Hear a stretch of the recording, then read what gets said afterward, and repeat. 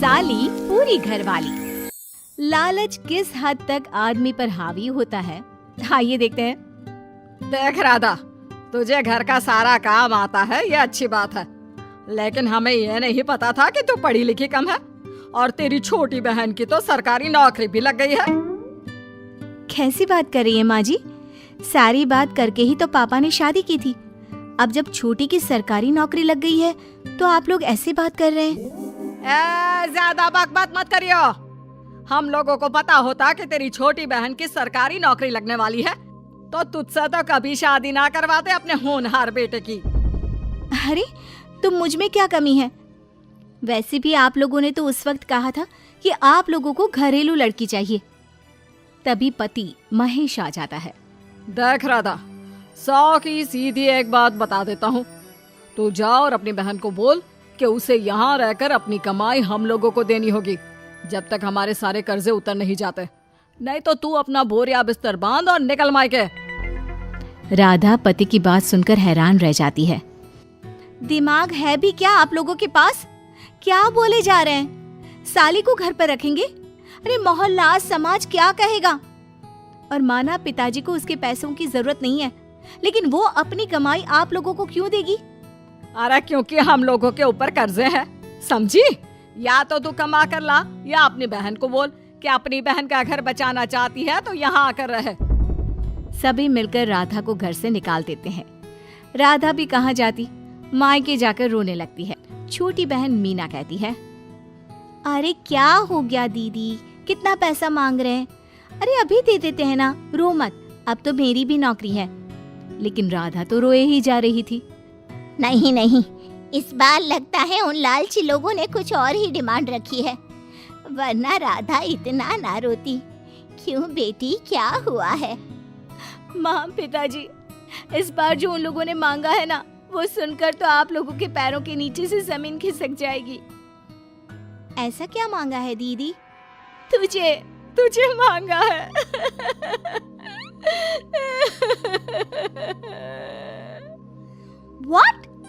What nonsense? दीदी क्या बोल रही हो, समझ रही हो? हाँ, मेरी सास ये बोलकर भेजी है कि या तो मीना अपनी सारी कमाई उन लोगों को तब तक दे जब तक उन लोगों के कर्जे खत्म नहीं हो जाते, या फिर मैं मायके में जाकर रहूं यहाँ। क्या मजाक बना रखा है? ऐसा होता है क्या कहीं? अरे शादी की है, कोई आलू टमाटर थोड़ी है कि अदला बदली कर लो। छोटी बहन शांत होती है।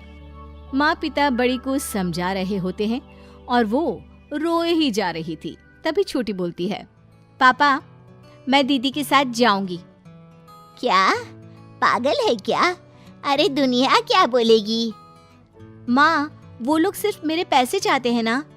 अरे वो तो वो लोग यहाँ से भी ले सकते थे छोटी, फिर वहाँ क्यों बुला रहे हैं तुझे?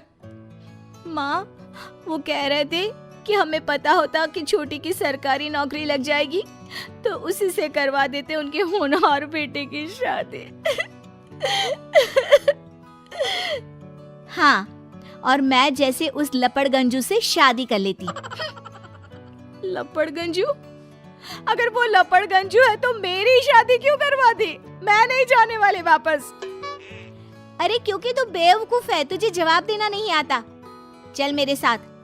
उन लोगों को लगता है ना साली पूरी घरवाली, तो अब देखिए साली का जलवा। और शादीशुदा बेटी को पिता भी कितना घर बिठाते। उसके ससुराल जाते हैं दोनों बेटियों के साथ। आइए आइए, ले आए अपने कमाओ बेटी, ये अच्छा किया। समझदार आदमी की पहचान यही तो होती है। मुझसे बात करिए ना, मैं रहने आ रही हूँ इस घर में, तो मेरी कुछ शर्तें रहेंगी।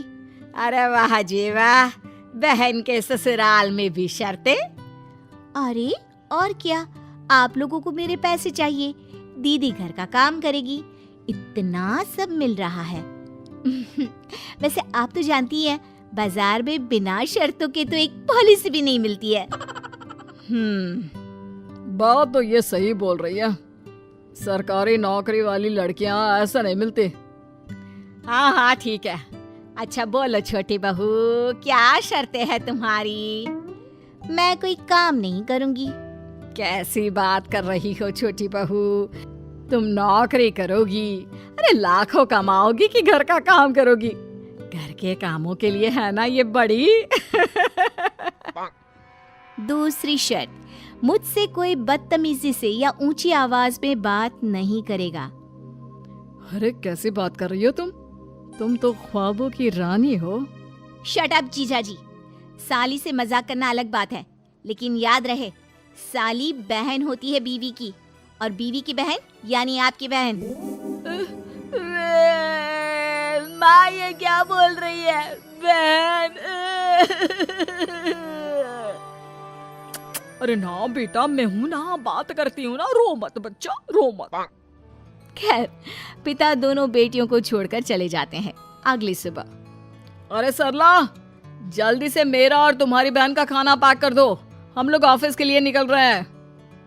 लेकिन सरला तो सोफे पर बैठकर टीवी देख रही होती है। देखो जी, मेरी बहन पैसे कमा रही है तो मैं क्यों काम करूं? याद है ना मम्मी जी क्या बोलती थी कि मेरा बेटा पैसा कमा रहा है, तब सारा काम मैं करती थी। अब मेरी बहन कमा रही है तो मैं भी काम नहीं करूंगी। हाँ। अरे साली साहिबा, चलिए ना, मैं आपको दफ्तर छोड़ देता हूँ। क्या रेपुटेशन बनेगी हमारी। हाँ हाँ जीजाजी चलिए, आज आपकी ये इच्छा भी पूरी कर देते हैं। छोटी के ऑफिस में, अरे ये कौन है? तेरे जीजाजी है ना? ये कैसे तुझे छोड़ने आ गए? अरे वो अब ना मेरे पास ही रहती है। सभी एक दूसरे की तरफ देखने लग जाते हैं। हाँ वो क्या है ना, दीदी तो पता है घरेलू महिला है, जीजाजी के कर्जे ज्यादा हैं और पढ़े लिखे इतने हैं नहीं कि कुछ अच्छी कमाई कर पाए, तो मेरी कमाई रखते हैं। बस जैसे ही इन लोगों का कर्जा खत्म हो जाएगा मैं अपने घर चली जाऊंगी। पास खड़े जीजाजी का मुंह बन जाता है। घर आकर, छोटी, तुम ये क्या बकवास कर रही थी? ये सबको बताने की क्या जरूरत थी? अरे जीजाजी, आप खुलेआम सबको ये कहे कि साली आजकल मेरे साथ रहती है तो लोग क्या सोचेंगे, आप जानते हैं ना? अरे उससे कुछ मत बोलना बेटा, चल मेरे साथ, तुझे ना बाजार का डोसा खिलाती हूँ। चल चल चल। हाँ दीदी तैयार हो जाओ, डोसा खिला रही हैं आंटी जी। तीनों जा रही होती है कि पास मोहल्ले की कुछ औरतें वहां पर जमा रहती है। अरे लाजो बहन, बहू की बहन यहीं रह रही है क्या? हाँ हाँ, इसे भी रख लिया है। अब आप तो जानती ही हैं कि हम लोगों का दिल कितना बड़ा है। जी, इन लोगों का दिल उतना ही बड़ा है जितना इन लोगों का कर्जा। अब बेचारी बुढ़िया का बेटा लायक तो है नहीं और बहू की बहन की सरकारी नौकरी, तो ले आए घर अपने। इनका कर्जा अब मेरी कमाई से ही तो खत्म होगा ना। सबके सामने सास की भी बेइज्जती हो जाती है। घर आकर सास और बेटा दोनों छोटी पर बरस पड़ते हैं। बस, मैंने कहा था मुझ पर कोई नहीं चिल्लाएगा, मैं जा रही हूँ अब। अरे लेकिन, अरे जाने देना माँ, मुझे एक बात समझ में आ गई है, अगर हमें खुद पर विश्वास हो तो अपनी समस्याओं को हम खुद सुलझा सकते हैं, फिर हमें किसी की जरूरत नहीं है।